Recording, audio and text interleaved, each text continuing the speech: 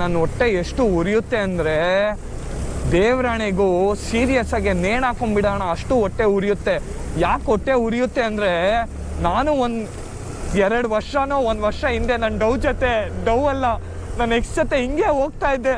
ಅವಳು ಫುಲ್ಲು ನನ್ನ ಹಗ್ ಮಾಡಿ ನಾನು ಎಷ್ಟು ಹೀಟಲ್ಲಿ ಬಂದ್ಬಿಡ್ತಾ ಇದ್ದೆ ಗೊತ್ತಾ. ಫಕ್, ಇವತ್ತು ಯಾವ ಹೀಟು ಇಲ್ಲ, ಯಾವ ಹೀಟರು ಇಲ್ಲ ನನ್ನ ಲೈಫಲ್ಲಿ.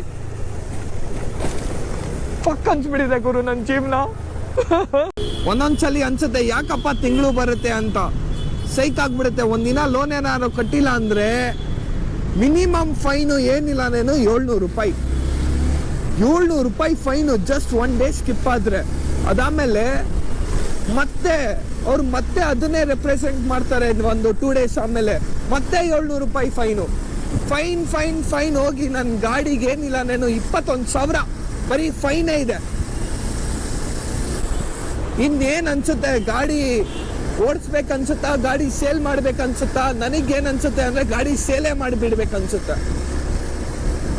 ಲೋನ್ ಕಟ್ಟಕ್ಕಾಗ್ತಾ ಇಲ್ಲ ಗುರು. 6,000 ತಿಂಗಳಿಗೆ 6,000, 21,000 ಫೈನು. ಅದನ್ನ ಕಟ್ಟಿಲ್ಲ ಅಂದರೆ ಸಿಬಿಲ್ ಸ್ಕೋರ್ ಹೋಗುತ್ತೆ.